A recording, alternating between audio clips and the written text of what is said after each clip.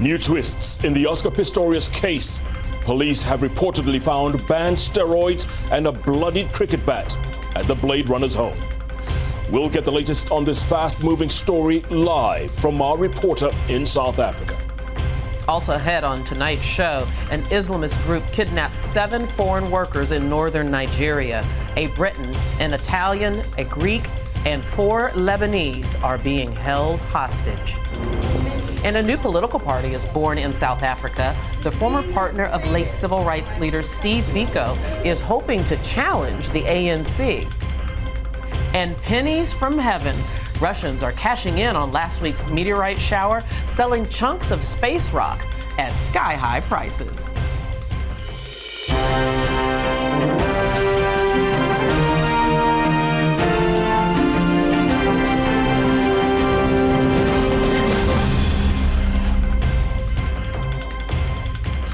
Now, it seems possible that Oscar Pistorius' world is unraveling even further tonight. Local press reports say he's to be tested for banned steroids after the drugs were found at his home. Meanwhile, the runner's agent says his sponsors are sticking by him. In a moment, we'll speak to our reporter on the ground in South Africa. First, though, here's a summary of all the latest developments in the case.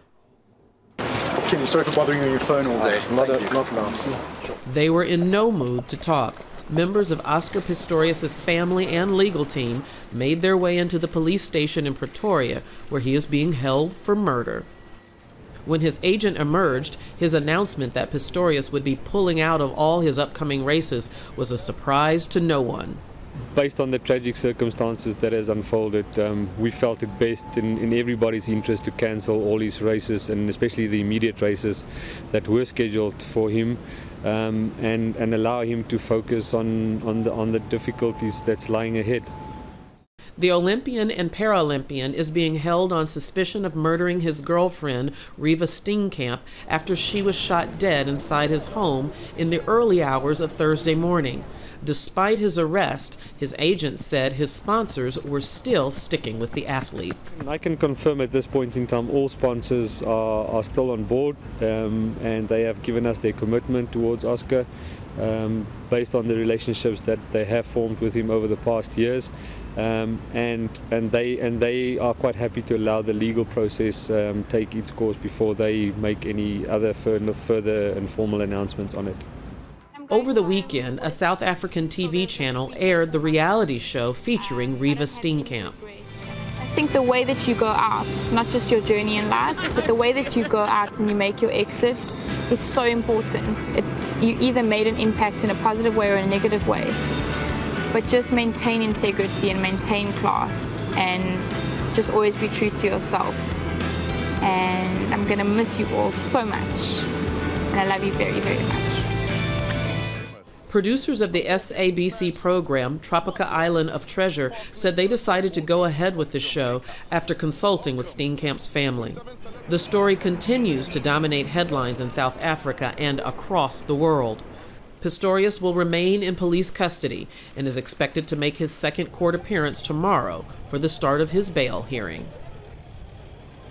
Barry Bateman is an investigative journalist who is following every development of this case, and he joins us on the phone from Pretoria in South Africa.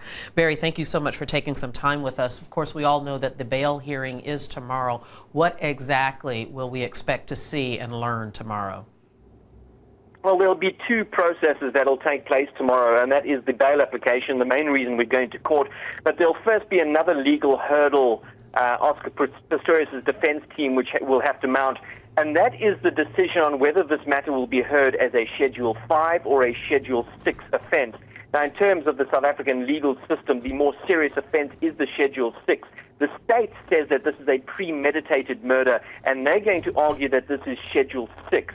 Now, this is disputed by the defense team. They want it being heard as a Schedule 5 offense.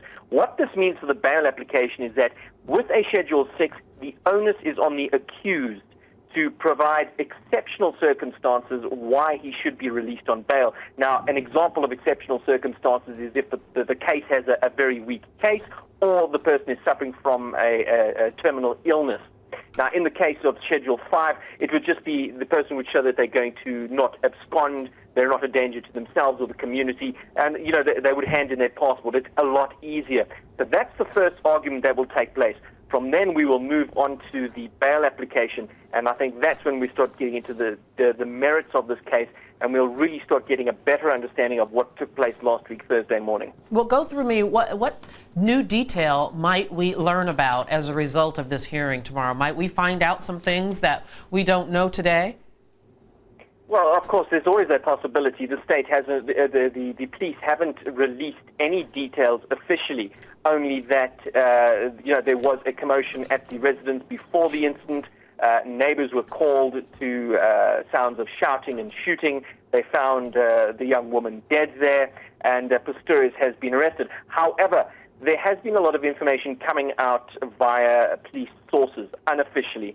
And this puts it that there was this argument that took place, and I just want to make it clear that this is not the official version, that there was an argument that took place in the bedroom where a shot was fired. It's alleged that Steenkamp then hid in the bathroom where several shots were fired through the door, and this is when she was killed. It's alleged that Pistorius then dragged her body downstairs and tried to resuscitate her before the authorities were eventually called. There's also information emerged that a bloodied cricket bat has been seized as part of the evidence.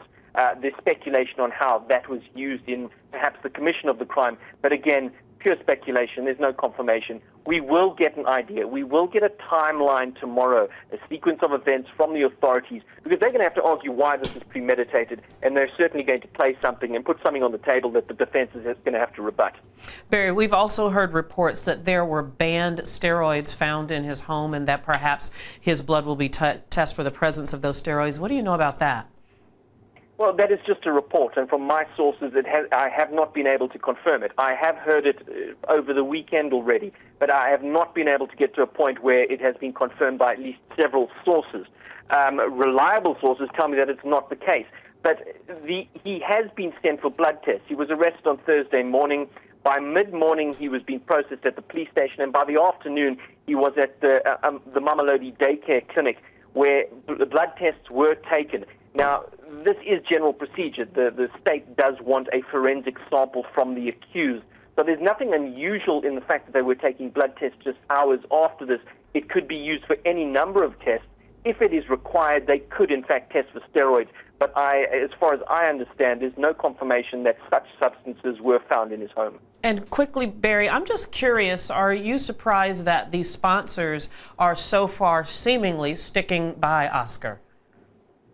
Well, we operate with the principle of presumed innocent until proven guilty, and I think given the early stage of this investigation and of the trial, I mean, we still haven't heard a version from the accused. At some point, he's going to have to provide an explanation as to what happened. Now, it'll be up to the court to decide whether that is believable or not, but it is still, and his agent said this yesterday when he was questioned, whether this has had a detrimental, is it the end of Oscar's career? And he said it's too early to say at this stage, and it's pure speculation. I think it is probably a fair assessment. Let's wait to see his version. For all we know, and again, this has to be tested in the court, it could have been an accident. On the information that's come out unofficially, people are quick to make the assumption that, the worst assumption. But I think it is best to leave it up to the courts to make that decision. And that's a very good point. We have to all remember that these are just rumors and accusations at this point. Barry Bateman, a journalist in Pretoria, joining us via the telephone live. Thank you so much, Barry. Here's another developing story that we're following. There are reports that an Islamist group has claimed responsibility for kidnapping 7 foreign workers in northern Nigeria. Now, there are differing reports as to who carried out the attack, with both the Boko Haram and Ansaru mentioned. The workers were kidnapped on Saturday from a compound operated by Lebanese construction company Setraco.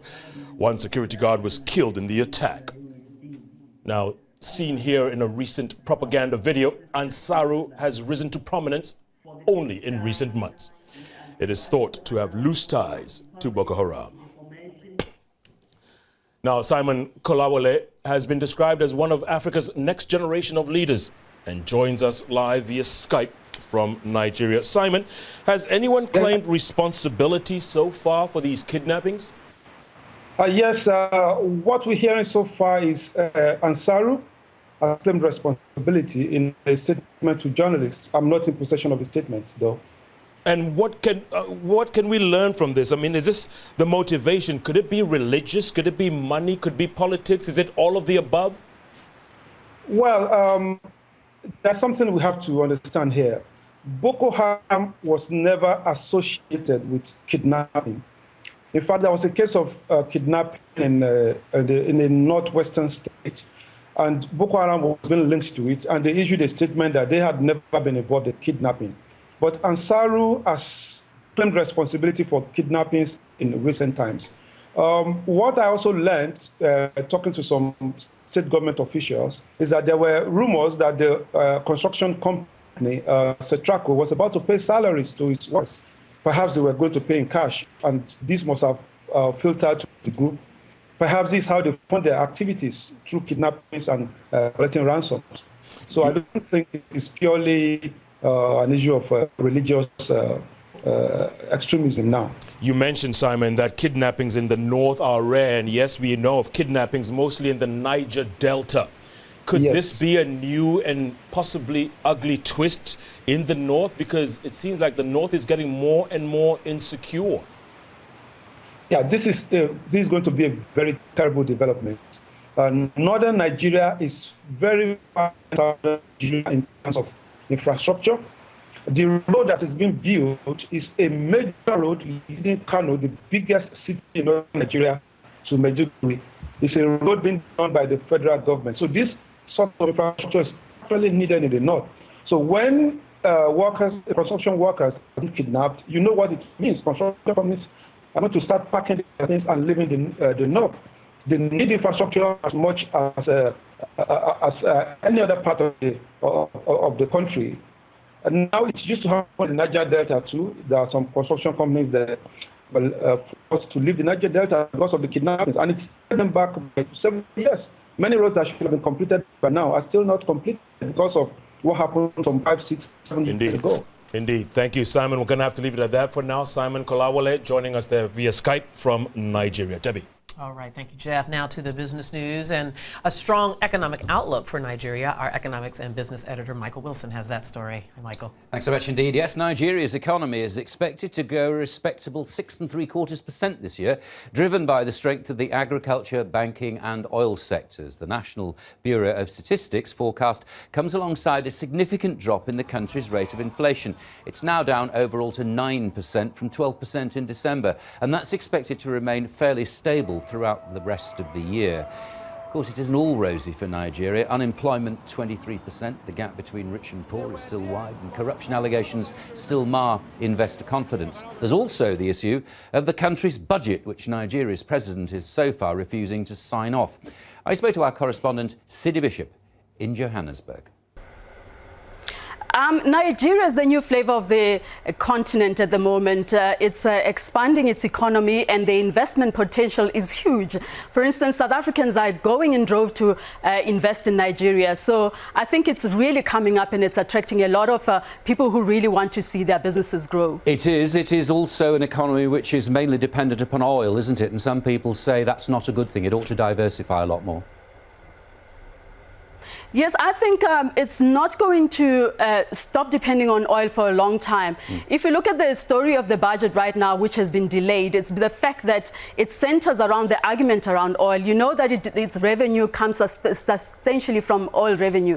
And right now, the argument around that is what is delaying the budget. But moving from the oil into other markets or sectors like agriculture and so on has been things that have been recommended before, but it's not really taking up in speed. So I don't think it's traditional market. Right. Any progress on those budget negotiations so far? I mean, it's taking a long, long time, as you said, isn't it? Yes, it looks like they've reached their stalemate. The National Assembly had proposed that the government budget be set at 4.4 trillion nairas. And the president had wanted the budget to be set at sorry, it's the other way around. Actually, the president had wanted the budget to be set at 4.4 trillion nairas, and the National Assembly wanted the budget to be set at 4.9 naira. And central to that is the fact that the National Assembly want the Nigerian government to peg the price of oil at $79 US, while the president wanted to be kept at $75 US. So the argument is holding the budget from being signed and being tabled so that the revenue can be opened up and be allocated to capital expenditure. And we also notice inflation, food inflation particularly, still running very high indeed, isn't it? 10.5%. It has moderated a bit, but it's still running very high relatively. I mean, at 10%, that's very high. One of the reasons why inflation is so high is that there were floods that hampered farmers from bringing food into the mainstream economy, into the cities. And then untraditional markets actually produced food and flooded the food and other commodities into the market, commodities that are not the staple foods of Nigeria. So that has pushed up the food inflation, and it has also pushed up the price of petrol in Nigeria, which has propelled the food inflation as well. Sure. But finally, CD, just back to South Africa, we just heard news of those shootings at the Amplats mine. I mean, those tensions clearly about the layoffs and all the problems that Amplats have and the unemployment problems and so on, those tensions are still running very high, aren't they? They're still running very high. As you have read before, the tensions are caused by rival unions. The traditional union is the National Union of Mine Workers. Today, it had gone to this shaft to open up a new office because it didn't have any foothold in that mine.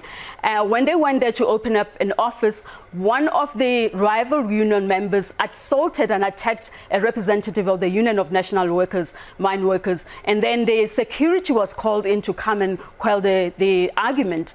Security was shot at. At the moment, we do not have the exact figures of how many people were injured, but we know that at least 5 were shot at, and 1, apparently, according to the police, died. This is not really good for Amplats because it's really going to put Amplats production into a nightmare. The night duty shift has not gone. It has stopped from going into shift at the moment. CD Bishop, thank you very much indeed. Now, in African equity markets, Johannesburg started the week on a negative note. Shares in Anglo American Platinum plummeted nearly 5% after reports of that shooting at one of the company's mines in South Africa.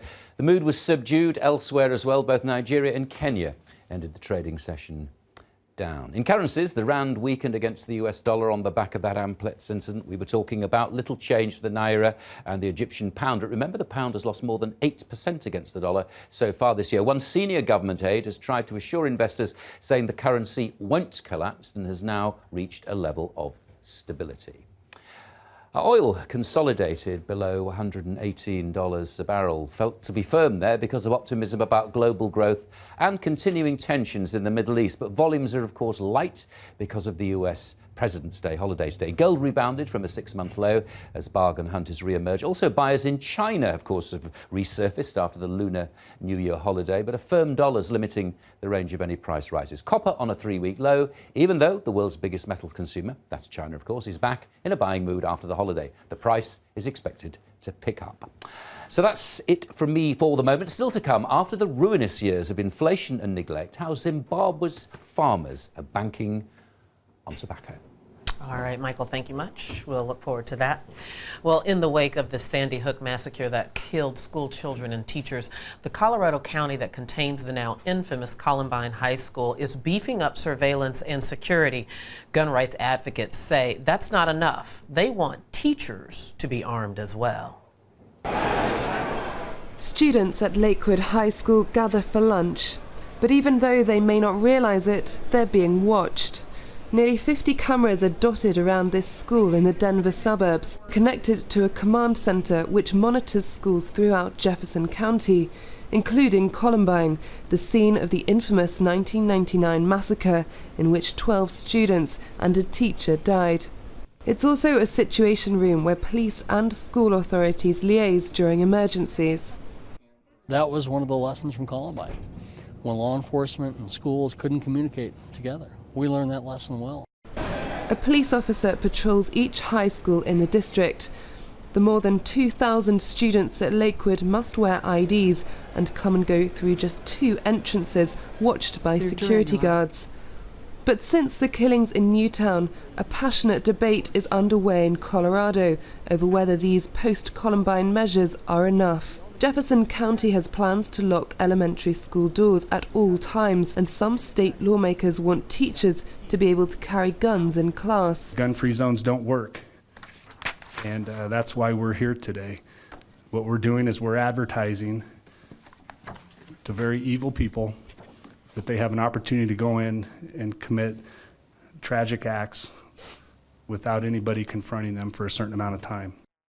Gun control advocates have argued against bringing firearms into schools. In Colorado, police warn it could cause deadly confusion during a shooting. I don't want one of my SROs or one of our deputies on the street to be relieved of duty because he ended up shooting a teacher that was running down the hall with a gun at him. We should be working to expand the freedoms we enjoy in this country. Outside Colorado's capital, rallies on the gun control issue are a regular occurrence since Newtown. The issue over how to secure schools is inflaming sentiments in this state, where more than half of residents favour protecting gun ownership rights over more gun control. Sarah Head, Arise News. Our Washington correspondent Colin Campbell is on the line from the U.S. Capitol with more on this story. You know, Colin, Obama has taken his pitch for gun control on the road, campaign style. I wonder if that'll make much difference in the debate that's raging on Capitol Hill. Good evening, Debbie. Well, it's not expected to make a large impact, wholly because you have the warring ideals here. You have those who stand strongly behind the Second Amendment, saying that guns should be able to be held by anyone who wants to get their hands on them. And then you have those who say that more guns is not the answer. Specifically in Colorado, you had a bill that was introduced earlier this year. Senate Democrats shot down a bill that would allow school staffers to carry weaponry. And also out here on the East Coast, of course, Colorado is more in the western part of the United States, but on the East Coast, you have those who say that there should be more attention paid to mental illness concerns, and as well as trying to limit the amount of guns or trying to create a federal registry for people who want to own guns. So there are different methodologies behind a lot of these different techniques to try to limit school massacres, mass shootings, and it's really unclear whether or not the president's campaign, as he goes around the country, will appeal to each state or each individual area.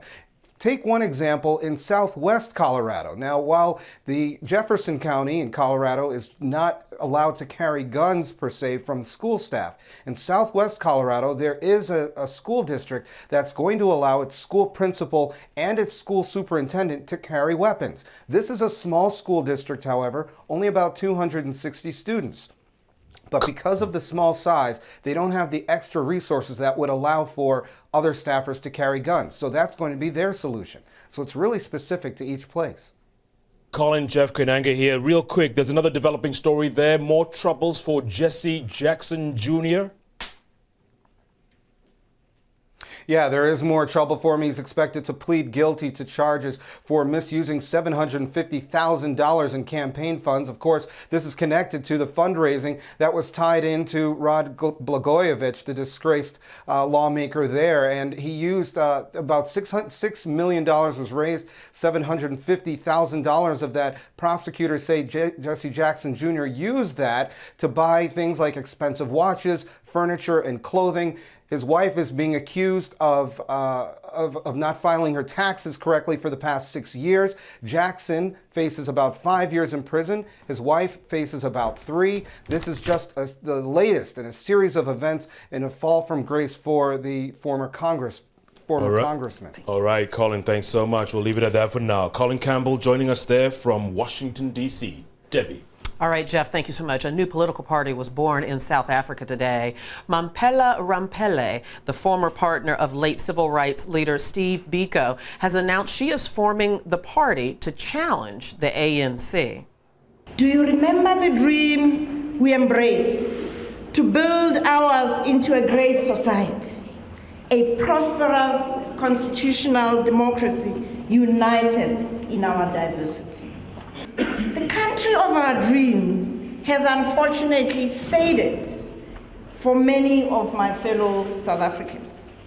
The dream has faded for my sisters and brothers in the rural areas who live under the threat of again being made into subjects. Just a bit earlier, I spoke to Justice Malala, a political commentator in Johannesburg, and began by asking him why Ramphele is starting the party now. Well, you know, she started off invoking the name of Nelson Mandela. She spoke about the dream of 1994 of a post-apartheid South Africa and how that dream has died. And her, you know, throughout her speech, which was beautifully written, beautifully delivered, it was all about we've lost our way as a country, we've lost our way as a democracy, and the ANC of Nelson Mandela has lost its way as a party. So centrally, she wants to go back to that period, to the ethos of Nelson Mandela and say, that's the country we wanted to build and we've lost our way, let's come back to it. So central to it, it's reform of the electoral system, governance. She feels that we are on a slippery slope, and this is borne out by the facts. We are look terrible on various, the global competitiveness index and so forth. So she mentioned some of those, but essentially it's let's go back to our roots. Why did we fight for this country? It's not working out after 20 years of democracy. The emphasis that she's put forth that you've just named, are they shared by public sentiment? There's a huge, let me put it this way. In the media, among the chattering classes, that's a sentiment you hear daily. Whether you read the newspaper editorials, you go on talk shows here, it's generally, wow, you know, look at the corruption, look at this, and so forth. So that narrative certainly exists. Does it exist deeply enough that people would move away from the governing ANC to a new, totally new party, or to existing opposition parties? That will be the big question and the big challenge for her. And that leads me to the next question. What does she need to say, or who does she need to have aligned with her to successfully go up against the ANC? I think she needs, well, firstly, she's got a reputation. This is someone who is she's no slouch at this game. She fought the apartheid government in the 1960s and 1970s. She's a medical doctor. She was harassed by and you know, banned by the apartheid government. She led a university, the best university in South Africa. She was principal of that. She worked at the World Bank. This is someone with a global reputation. She was chairman of Goldfields, the mining company. This is someone who knows largely how to move in a world that's very complex. However, again today she appeared on that podium as a one-person band, really. She was alone. She kept on saying, I this, I that, instead of we this. And so the big question for me is, where is the organization? Who are the people who will go out and knock on doors? Where are the boots which will walk the length and breadth of this country and get the poor majority? Because, you know, people like me, people on Twitter, on Facebook, in the newspapers, the message is getting through to that audience, and many of them feel a certain you know, nostalgia for the dreams we had when Nelson Mandela became president. So she can reach that middle class, but it's the bottom, it's the masses, it's the working classes who are not as media savvy that she needs to speak to. And I feel that she doesn't, and she didn't enunciate this today. She failed to say, this is the organization, this is the framework that's going to do the really tough work of running for office. How important do you think, Justice, is the youth vote to her? The youth vote is very, very important to her. She mentioned several times that I want to be the bridge between the Nelson Mandela generation and the born-free generation. These are people who were born after 1994, who have no memory of apartheid, who look around them and say, why is there a pothole on my road, instead of, oh, you know, we were oppressed after apartheid. She's very keen to get that vote, and she was Obama-esque, if you will, in her presentation, and spoke about dreams and so forth. And you could see her reaching out for that sector of the vote. Very quickly, before we run out of time, other parties have gone up against the ANC. They hold more than 75% of the parliament. There have been other parties like the Democratic Alliance, led by a woman, by the way, that has had unsuccessful bids against it. Very quickly, what's her realistic chance of being able to unseat the power of the ANC? Her chances are very, very slim. It's been tried before, and many of those parties in 1999, 2004, 2009, they all came up, they all failed to unseat the ANC. The ANC is still at 65.9%, and I think it will stay at about 60% or just below 60%. I don't think she'll make a dent in the body politic. Well, we will certainly see. Justice Malala, political commentator from Johannesburg, thank you so much for joining us. Now, in other news, hundreds of people are still in hospital following Friday's meteorite shower in Russia. That's the impact site right there behind me, that huge crater right there. Now, but while many residents of Chelyabinsk are still nursing injuries from the unexpected blast, others were already trying to make a profit. Within hours, auction sites began advertising meteorite pieces, some for thousands of pounds. The images were quite spectacular. Fireballs streaking through the skies above Russia. 1,200 people were injured as the fragments hit the ground. But within hours of the huge meteor explosion over the Ural Mountains, some enterprising locals put fragments they claim to be the meteorite online for sale. This man, who refused to be identified, showed off the tiny fragments he found, but refused to say if he would be selling his just yet. The meteorite is believed to have landed in a frozen lake in Chelyabinsk, a town 1,000 miles east of Moscow. Several people are still in hospital after being hit by fragments. This morning, scientists in Moscow debated the possibility of an early warning system for space objects posing a danger to Earth. You first need to calculate from what distance you want to see a dangerous object. At present, we consider an acceptable distance to be 5 million kilometres, or at least 1 million. In that case, you would be a few days ahead. You would be able to calculate the trajectory, issue a warning for a city, and perhaps prepare a future anti-asteroid missile. We don't have them so far. Nobody knows how to build one, and few have thought about it. Search teams said they found small objects up to about 1 centimetre wide that could be fragments of the meteorite. NASA estimated it would have been roughly 55 feet across before entering Earth's atmosphere and weighed about 10,000 tons. Jason Mansoret, Arise News. And you are watching the News Hour right here on Arise. Here are our top stories tonight. A new twist in the Oscar Pistorius murder case. Ahead of tomorrow's bail hearing, police are said to have discovered a blood-spattered cricket bat at the Paralympians' home.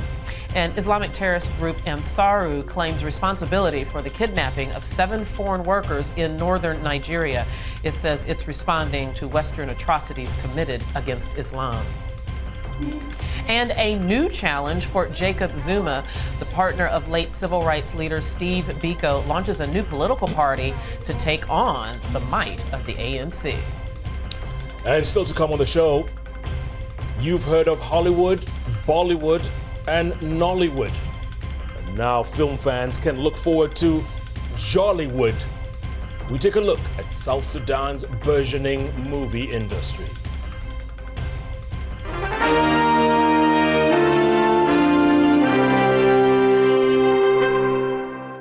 A staggering 1.6 billion people live without access to electricity. But now a Danish artist is trying to bring artificial light to those that live without it. We caught up with him at the World Economic Forum in Davos. There's people out there who want light, and I need to get this lamp to them. So how do I, and this is why I'm in Davos, how do I get the lamp to the people who need it? And the one thing is I need to pay somebody a profit to make that happen, right? So we're working with a for-profit model. So it's not something that is like aid or being given away, even though we do work with NGOs as well. But the idea here is that do a profit chain so that the people who brings the light out, they make money, so much money that it becomes a desirable business, and they build a business with it. So is Africa your target market? As a great part of the 1.3 billion people in the world who don't have access to electricity are in Africa, some in India, that means that Africa is the place where I need to make a marketplace. Now you launched this in Addis. What was the reception like there? Well, we started designing it really 2 years ago, and we used Ethiopia as a nice testing ground. So we went around asking people what they thought, how they did, and then we changed the design, we modified it over the course of a year. We also worked on the language to how do one talk about it, so it's about resources and having power and how what do we have in common, instead of saying, oh, this is somebody in the West resourceful and then something which is resourceless, right? Well, how can we make a language which is all about the resourcefulness? What do we share? We want to be happy, we want to have quality in life, we want to have possibilities. So this is how this design actually came up, as something which is positive, has an aspiration, something which is very emotional. Light, of course, in a sense is functional. We need light to read, and it's about that on one sense. But it has to be a little bit more than functionality. It has to be spirituality as well. And Ethiopia was a great place to say to people, well, listen, obviously light is one thing, but it's also about art, and creativity, or spirituality. And then the people said, wow, oh, I really like it then. And that suddenly we realized that, of course, it's the same thing as when we're selling it in Milan or in London at the Tate Modern. It's the same thing, it's a design object, and we will sell it for a very low price. And our benchmark is to compete with the kerosene or the biomass prices, which means we wholesale it for just about $5.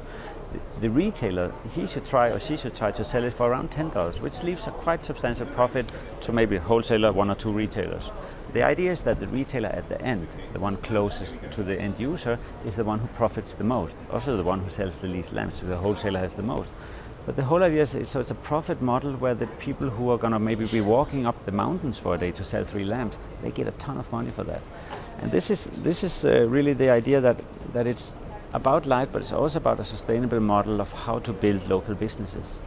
Have you actually tested it in a rural community? What and how? If you have, what would have been the results? Oh, we've tested it in many places, and we are currently selling it in 6 African countries: Ethiopia, Zimbabwe, and Kenya being the most successful ones for us. The thing about testing is so interesting, because we always think that we know what people are going to be using it for, right? But we are obviously so wrong, because I was with a man just before Christmas, and he was a little more than 60 years old, and he said to me, I get up at 4 o'clock in the morning to milk my cow. I said, oh great, you can use the light to milk your cow. And he said, no, I've been milking my cow for 40 years in darkness now. I don't need a light for that. And then he leaned over and he said, you know what? When I get up in the morning now, because I'm 60, I have to go to the toilet. And in the darkness, I'm so afraid of falling and breaking a hip, because then my family falls apart. This is when I need it. So suddenly I realized, oh, this is much more interesting as a work of art that also then works in life. And this is how it somehow started. And as you can tell when I talk about it, I'm not a traditional businessman, and I don't aim to be. But clearly, I'm convinced that what is going to be carrying this to success is the emotional things and not the functional things. Now, you've invented Little Sun. What about Little Moon? What's your next project? We have worked very hard on a mobile charger, because obviously the thing is, there's so many mobile phones in off-grid places, and charging them has become a whole little business, right? So it's a mobile charger, we're doing it in June. The thing is, once you can charge your own mobile phone, you're fine. That's not so bad, and it's a very cheap one, so it's good. But suddenly you're in a situation where you can start charging somebody else's mobile phone and taking a little bit of money for that. So it's a power station and a sort of money maker, you could say. But that's the next thing. Of course, we're also working on a sort of FM radio, a bigger lamp, and a few other things. So mobile charger and radio, it's sort of communication thing. So we're moving into, like everybody else, into communication. But you're an artist, so what design will it be? Because that'll be, I mean, there's the concept and then there's the design. So what kind of design are you going to do? If you look at a lot of the other products which are doing something similar, they are all driven by functionality. It's engineering thing. They're often aid driven or relief work driven and so on. We are going to aim even more on making it, a desirable object, a work of art, something where when you own it, you get very excited because you look at it and you smile. Right? So we're really trying to get out of the kind of stigmatizing language and sort of shape of what an aid object looks like. And we want to do something which is like full of colors, full of power, shows that you're strong, and shows that you also have ideas. So it's like a work of art. It's like about creativity. Time now for a roundup of the other stories making the headlines around the world. These were the scenes in Libya over the weekend as the country celebrated the 2-year anniversary of the start of the revolution that unseated Muammar Gaddafi. Thousands gathered in Martyrs Square in Tripoli chanting as they waved Libyan flags and launching fireworks into the night sky. Venezuelan President Hugo Chavez has returned to his homeland. He had been in Cuba for 2 months where he'd had cancer surgery. Ahead of his return, state media showed these pictures. They are the first images of Chavez released since his operation. And tens of thousands gathered in St. Mark's Square yesterday to see the Pope deliver his penultimate Sunday prayers. The crowds cheered as he appeared at his window. The Vatican now says cardinals could meet to choose Benedict XVI's successor at the start of March, much earlier than expected.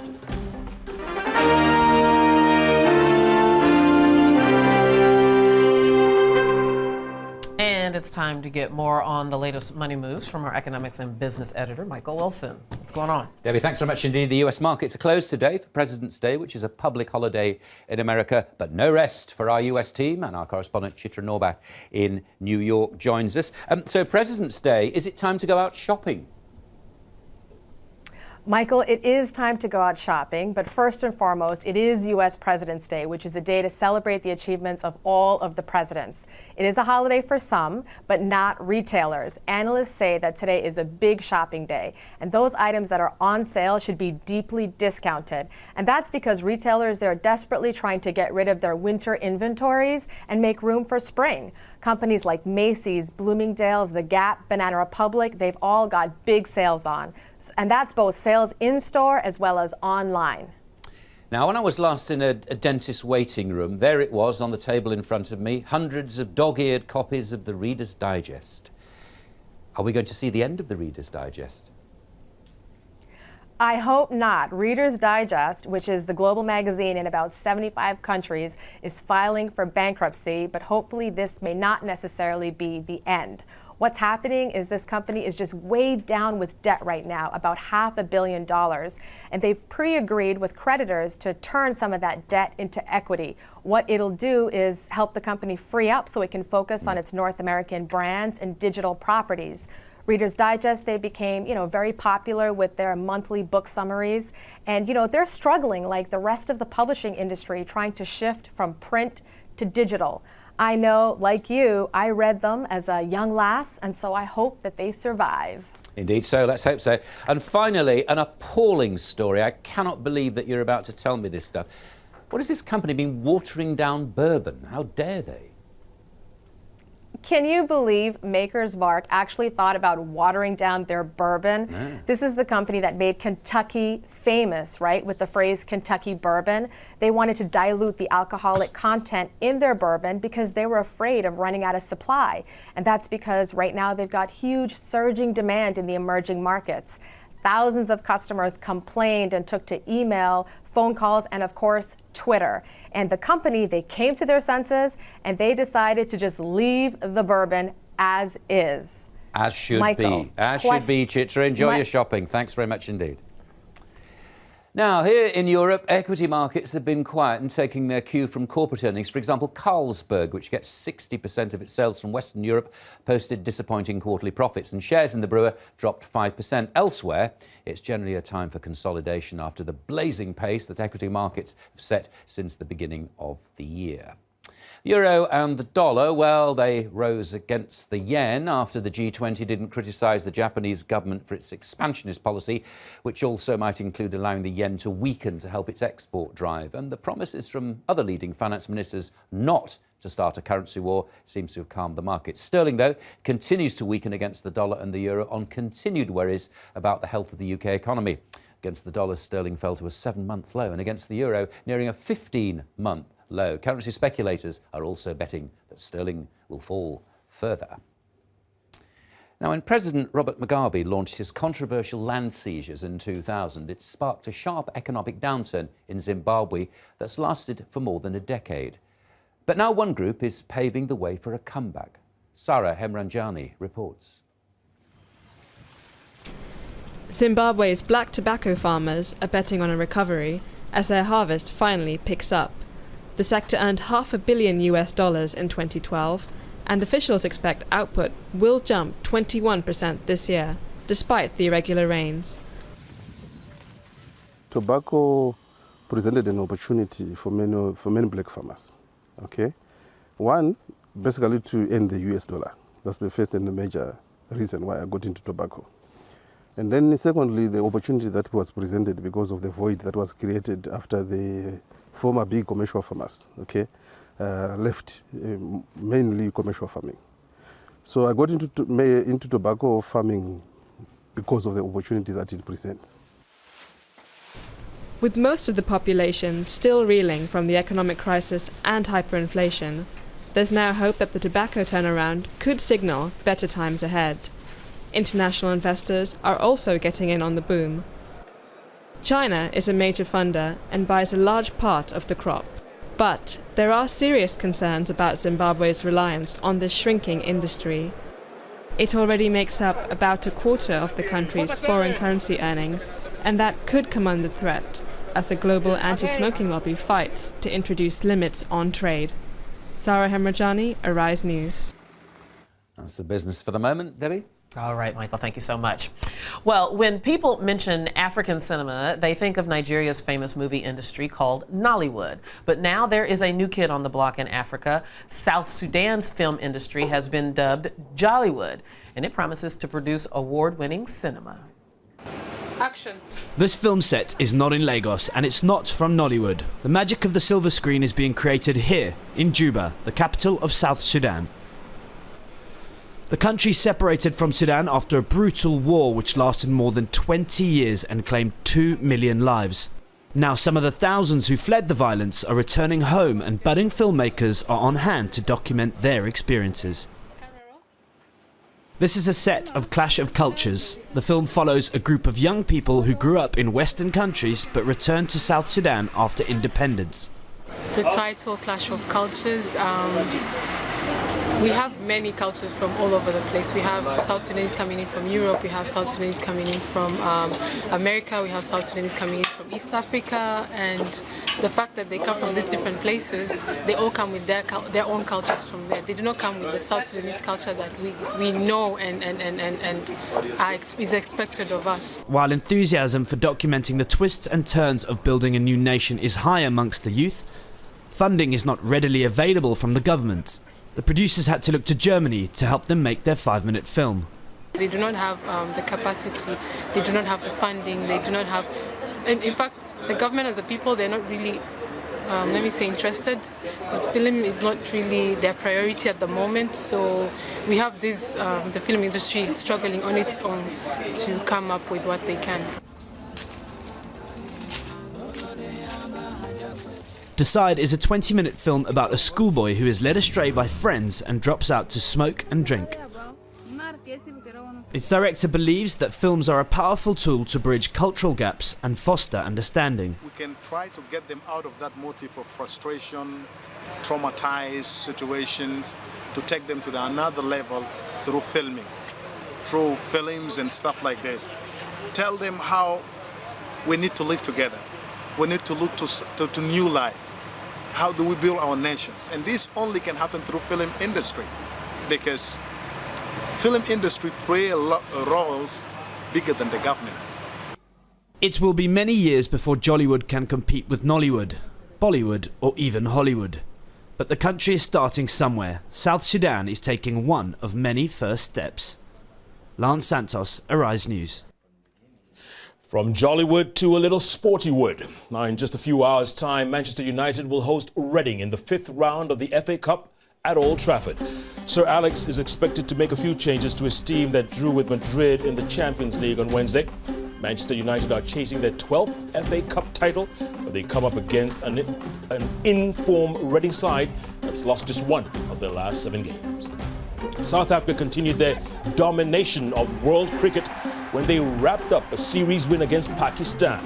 The Proteas, fast bowler Vernon Philander, took 9 wickets for 99 runs before Hashim Amla guided the world's #1 team to a comfortable 4-wicket victory.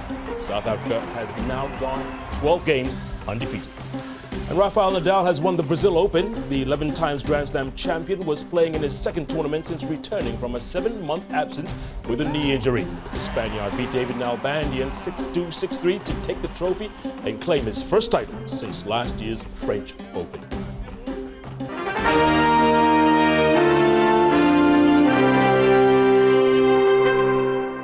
And we are joined by our intrepid sports reporter, Ife Fatanasi. Thank you for being here. It's good to see you. See you. And it's so good to see Nadal. Yes, it is brilliant to see him back. I am a big Rafa Nadal fan. I love him.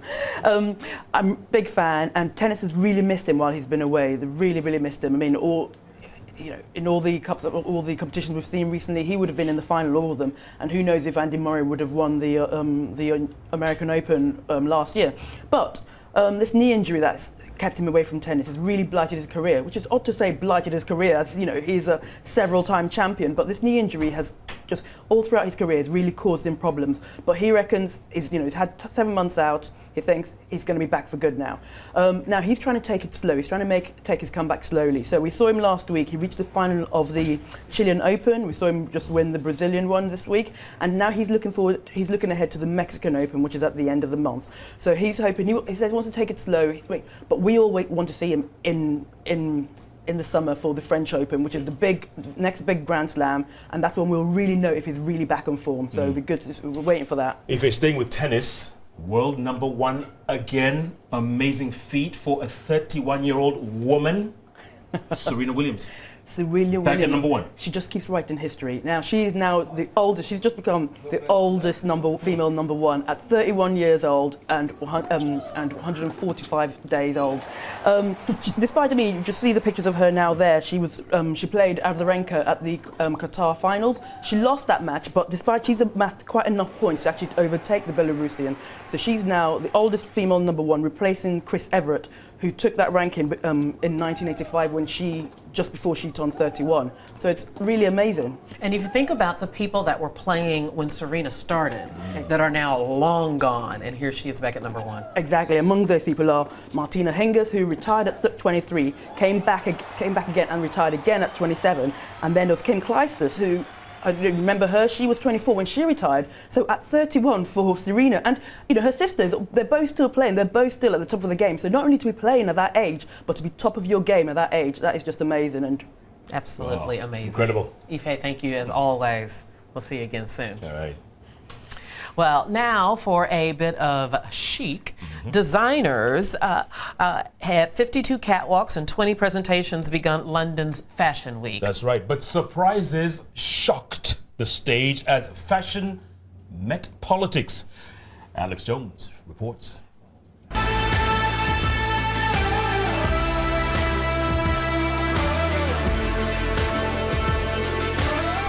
Barbados-born superstar singer Rihanna made her distinctive debut in one of the most highly anticipated events at London's Fashion Week. Her styles hit the runway with the support of a British high street retailer. My relationship started with River Island right here in London, so it was only appropriate, and London Fashion Week is something I have never done. I've never even attended it, so my first Fashion Week in London is my show, and that's amazing. Rihanna's models strutted her boyish casual designs down the catwalk with denim tank tops, slouchy jeans, thigh-high slits, figure-hugging dresses, and monochrome skirts. And others would love to have their name written on the designs. I thought it was really 90s, really pared back. There were a lot of pieces that I'd buy. I love the jumpsuit. I love the printed hooded top. I love the whole styling of it. And I thought it was pared back enough that you could put your own twist on it. So yeah, it's great. But not everyone raised eyebrows for the latest fashions. Vivienne Westwood made a political point when she modeled her own t-shirt of the WikiLeaks founder. I'm a big supporter of Julian Assange, and he needs support because there's a confusion from feminists, and he's an incredible hero because he has exposed the lies of the war mafia people. Westwood teamed purples and teals with neutral tones of her flowing skirts, simple knitwear, and zebra print coats. The great and good have come to watch the 5-day event. Cameras spotted Vogue editor Anna Wintour and model Alexa Chung at the event. London Fashion Week will finish up tomorrow with its final 15 designers. Alex Jones, Arise News. Well, guest list, parties, models, catwalks. It is, of course, London Fashion Week, and amid the style elite, pop princess Rihanna has debuted her designs. Joining us in the studio to talk about her and other designers is our lifestyle blogger Stephanie Tecci. Stephanie, welcome back. You were here on Friday. We talked about what we might see of Rihanna's line. Now you've seen it. Tell the truth. Tell all. Gosh, do I What have did you to? think? Come on, just tell, because they're telling it on the web too. Yeah, I was quite disappointed by Rihanna's collection because you see Rihanna as this big fashion icon who's fierce and who's stylish, and all we got, especially fashionistas like myself, was dresses that we've already seen Rihanna in or styles that you can get elsewhere. There was nothing exclusive about the collection to make me think I'm going to go out there and buy it. But the only thing that I think Rihanna could be doing is, because it's her first collection, she might be doing something simple to see how it buys, if she can get the fans to go and buy, and then maybe her next collection she might go all out. But the reason why it's disappointing is this is actually a spring collection. So for spring, ladies want to get their legs out, they want to have the nice tops out, and she's just given us something plain. And it just seems like whoever designed it for her just said, yep, we like that look, that look, that look, and that was it. And yeah. Stephanie, speaking of ladies and legs. Were we speaking of that, Jeff? Okay, go ahead. You mentioned Rihanna's using a lot of ethnic models, is that it? Yeah, she is. That was the positive thing about her show, because you could get a lot of celebrities sometimes and they feel they won't endorse ethnic models when they're presenting their shows, but she had a fabulous range of black girls, Asian girls, white girls, so it was interesting to see that mix, and I think Rihanna got it right, because you do need different colours to wear different styles, and that's what I really appreciated about her show. And Rihanna's celebrity friends showed up to support her. Yes, they did. There was loads of musicians from the UK, like up-and-coming people such as Delilah.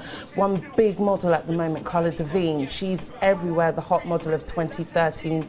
She attended as well. There was people that went to the after party, Sienna Miller, Tyson Beckford was in town, so all of these people came to support Rihanna, which was nice. But I did expect to see a bit of Chris Brown. He was nowhere in sight. I was about to ask Which might be good, because of course we heard reports that a fan allegedly attacked her because of her relationship with him. I'm surprised that happened in London, to be honest. Yeah, Didn't that's know they were so unfortunate. passionate. Well, Rihanna wasn't the only line that you saw. Tell us about what else you saw. I saw loads of other good designers over the weekend. People like Bernard Chandran, Ashley Isham. Like, those are kind of new designers who've been around for a bit, but now they're getting their shine. So it was really surprising to see what kind of designs they brought up. They've gone totally against the barrier and have brought in a lot of pop colours. Everything's gone a bit gothic for next season as well. So they had their celebrity friends, and there was one designer who was totally shocking. Her name's Pam Hogg, and she's like a punk influence fashion designer. She actually sent a model down the catwalk in only a PVC jacket and nothing else. Really? So that was totally shocking. The great Dame Vivienne Westwood yesterday took to the stage, and again, and she had a fantastic collection. Wow. Okay, Stephanie, real quick, when does it end and where to next? It ends tomorrow. The London Fashion Party is over tomorrow, but the next stop is Paris. So we can expect a lot of chic designs, a lot of sophisticated cuts, but typical with London, we don't go out with quietly. We're going to definitely go out with a big bang. All right, Stephanie Keji, it's always great to get your updates. Definitely. Thanks for coming Thank back you, by. guys. Enjoy the last day, and we're going to leave you with some pictures of London's Fashion Week. That's Enjoy right. the view. See you tomorrow, same time, same place. Good night.